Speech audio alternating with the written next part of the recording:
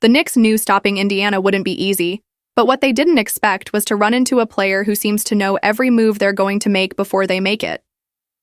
Tyrese Haliburton isn't just playing good basketball. He's tearing apart their defense like it's a puzzle he's already solved. Every time he touches the ball, the Knicks look a step behind, scrambling to adjust to something they can't keep up with. It's not just a matchup issue anymore. It's not just a bad game or two. The Knicks have a Tyrese Haliburton problem, and if they don't figure it out fast, their season is about to end in humiliating fashion. Section 1. A problem hiding in plain sight. Tyrese Haliburton has always been a smart player, but in this series, he's gone from smart to surgical. He's diagnosing everything New York throws at him and countering it like he's reading straight from their playbook. What's scary is how quietly he's doing it.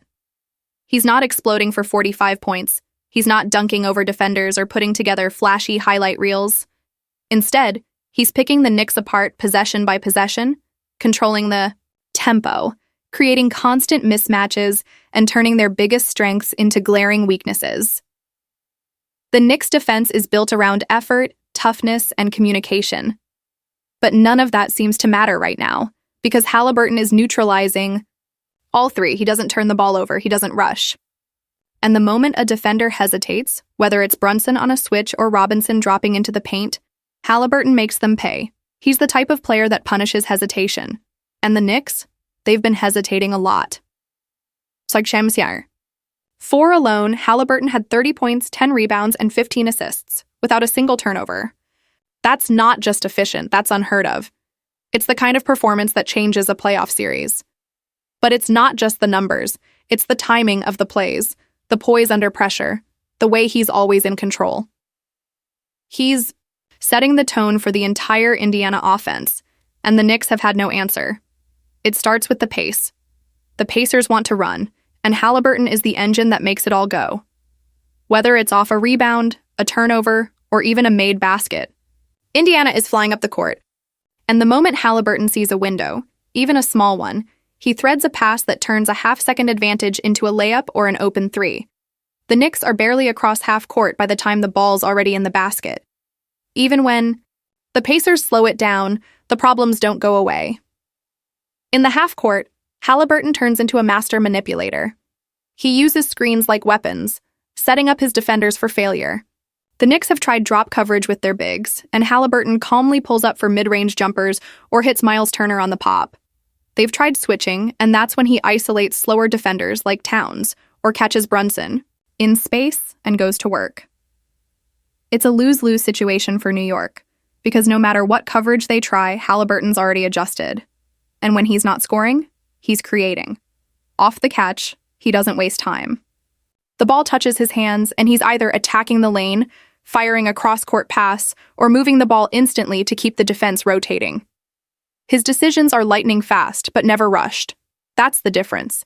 He's aggressive, without being reckless, fast without losing control. That balance is what's killing the Knicks. On defense, they're constantly reacting, never dictating. And that's not how this team is built. Thibodeau's entire system is about toughness, physicality, and grinding opponents down. But Haliburton is turning their strengths into liabilities. He's making their defenders look slow, their rotations look late, and their coverages look broken. It's not that the Knicks don't have good defenders. They do. But Haliburton is exposing their weak spots and dragging their best players into unfavorable positions. Over and over again, he's forcing Jalen Brunson, who's been their offensive hero, into defensive situations where he just can't keep up. Then he's isolating bigs like Towns or Robinson in space and taking advantage of their lack of lateral quickness. Every decision he makes creates a new problem for New York to solve, and right now, they're running out of answers. And the most dangerous part? Haliburton doesn't need to dominate the ball to dominate the game. He moves without it, connects plays off the catch, and constantly keeps the defense off balance. When the Pacers push the pace, he's leading the eye charge.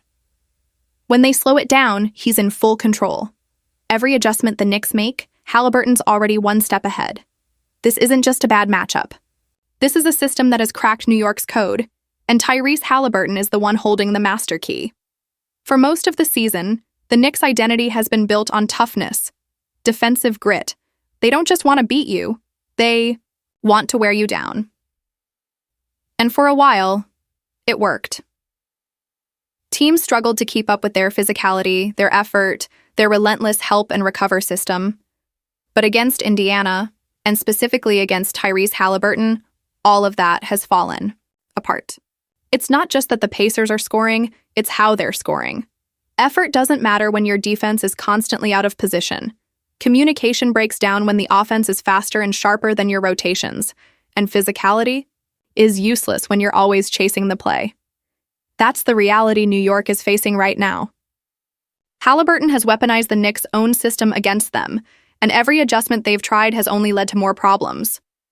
Let's start with the pace. Indiana wants chaos. They want you scrambling, mismatched, confused. And Haliburton thrives in that environment. He's not just leading the fast break, he is the fast break.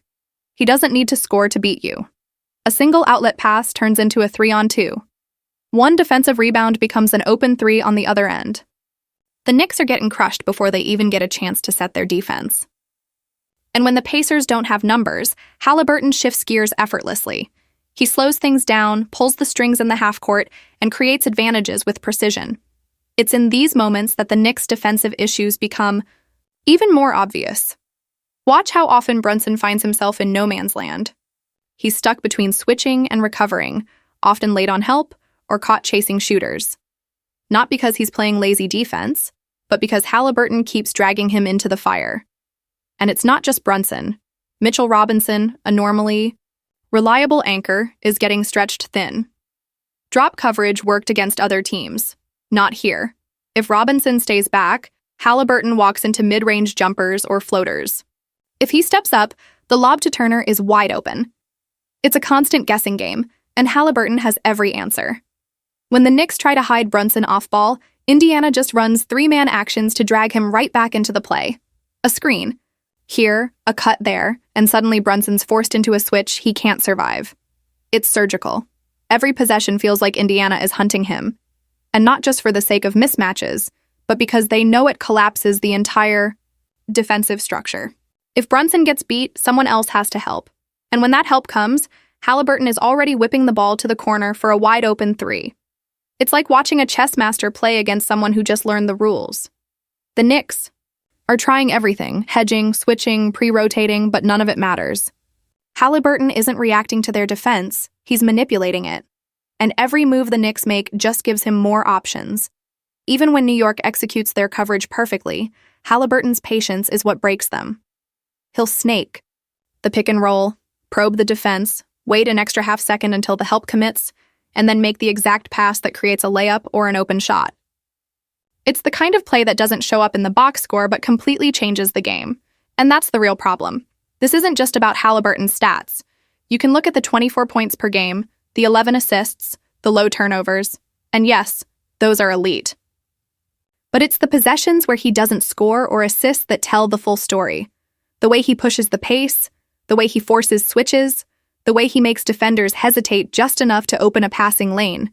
He's dictating the flow of the game, and the Knicks are stuck playing his rhythm. Even when the Pacers miss, the threat is still there. A missed shot doesn't stop the tempo. Haliburton grabs the rebound, scans the floor, and fires a pass before the Knicks can even locate their man. He's not just playing faster, he's thinking faster.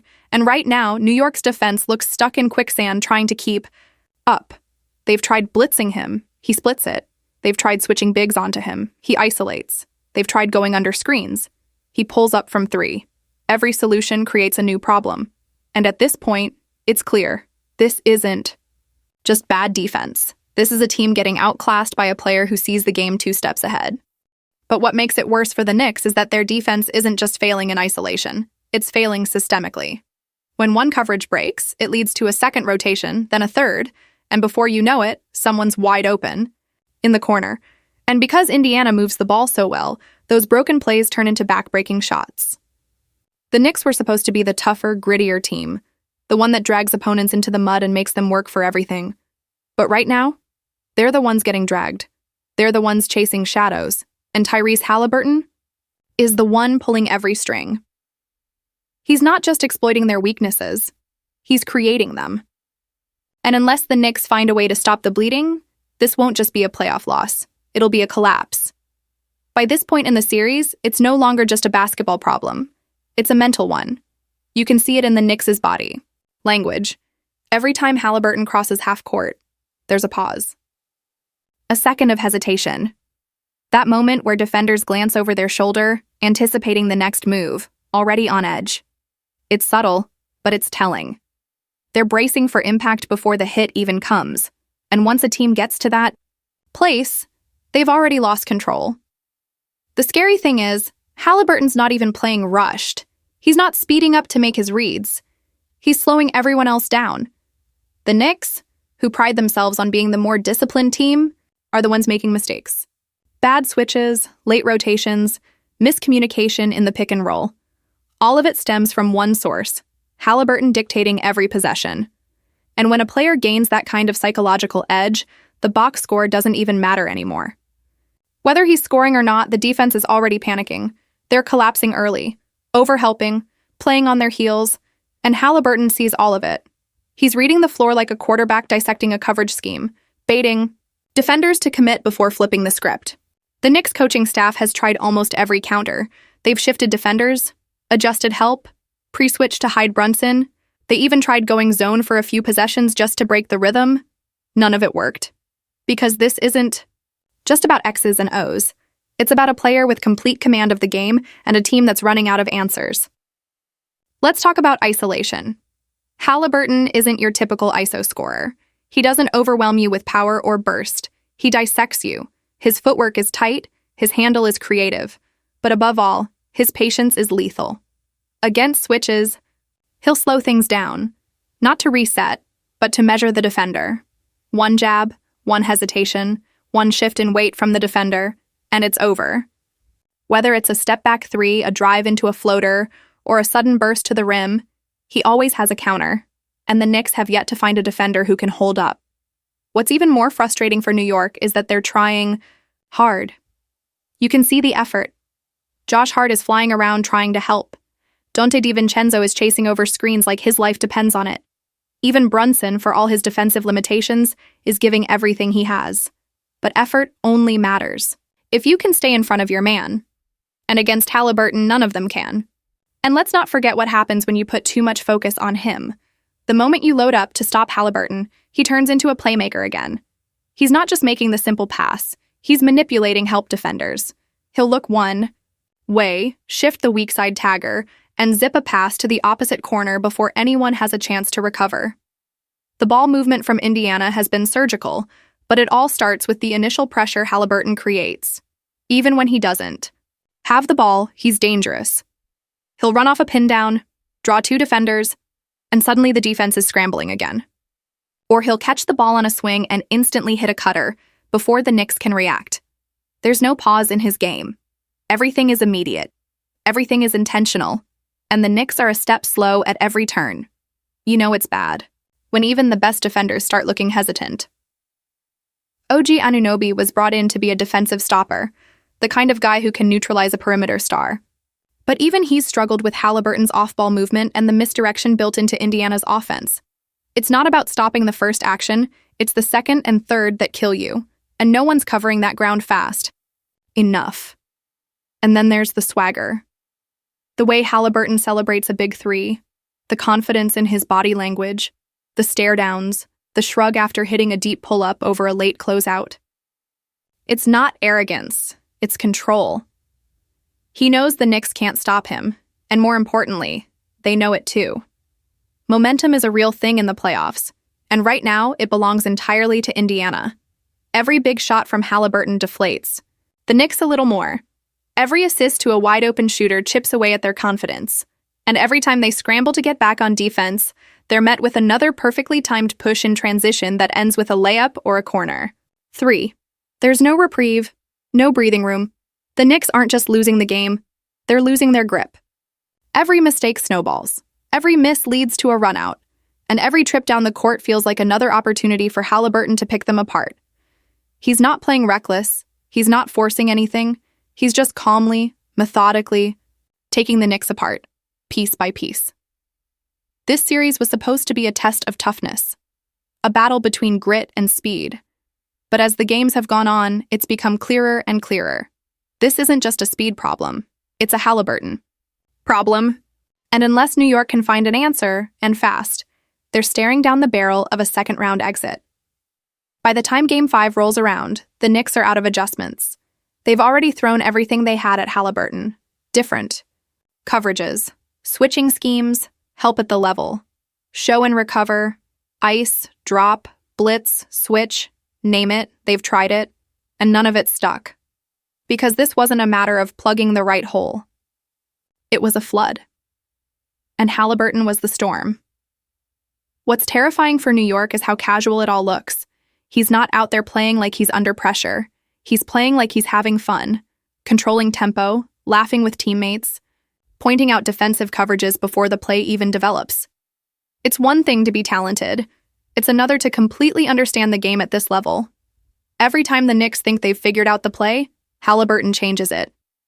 And that's the heart of the problem. The Pacers aren't running the same thing over and over. They're running variations, subtle tweaks. One possession, it's horns with a ghost screen. Next, it's double drag with a slip. The Knicks are reacting to actions while Haliburton is reacting to the reaction. That puts him one move ahead. And one move ahead at this level is all it takes. The Knicks have been built on toughness all season long. They grind, they defend, they wear you down. But the Pacers haven't let them get into that game. Haliburton sped things up so quickly that New York never got to set its feet. It's hard to play physical when you're chasing shadows, and it's even harder when the guy with the ball never seems rushed. What's wild is how efficient Haliburton has been without dominating the ball for 20 seconds per possession. He touches it.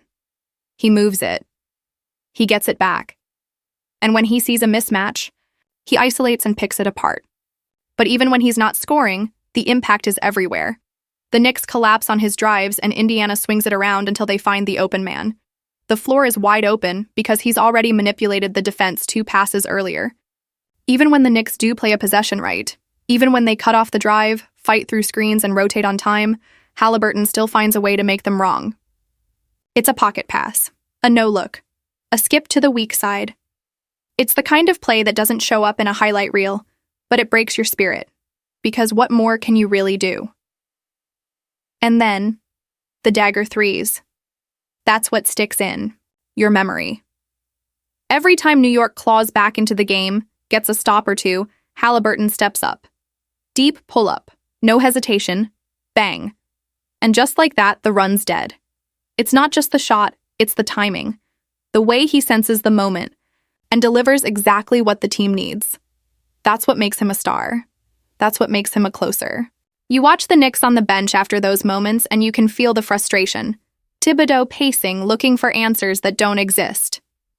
Brunson, exhausted from carrying the offense, now expected to survive every pick and roll on the other end. The role players, heads down, knowing they've been outclassed. Not just by a team, but by one player whose fingerprints are on everything. This isn't just dominance, it's artistry. Haliburton has turned this series into his own personal canvas. Every game, a different stroke. A bounce pass here, a runner there, a behind-the-back fake, a step-back three, a bullet pass to the corner. The Knicks came in thinking this would be a war. Instead, they walked into a symphony, and Haliburton was the conductor. The irony is, New York's effort hasn't faded. They're still playing hard, still crashing the boards, still diving for loose balls. But the game has a way of punishing effort when it's not matched with answers. And in this series, Indiana had the answers. More specifically, Haliburton did. He's not just the best player in the series. He's the reason the Pacers are one win away from the NBA Finals. Think about that. A team with no all-star frontcourt, no MVP candidate, no big three. But they do have the smartest, most dangerous player on the floor. And right now, that's all that matters. If the Knicks want to avoid elimination, they have to solve a riddle they haven't come close to cracking. It's not just about slowing down Haliburton, it's about surviving him, surviving his pace, his vision, his unpredictability, surviving the constant pressure he applies, mentally, physically, emotionally. And that's the final twist in this whole thing. Haliburton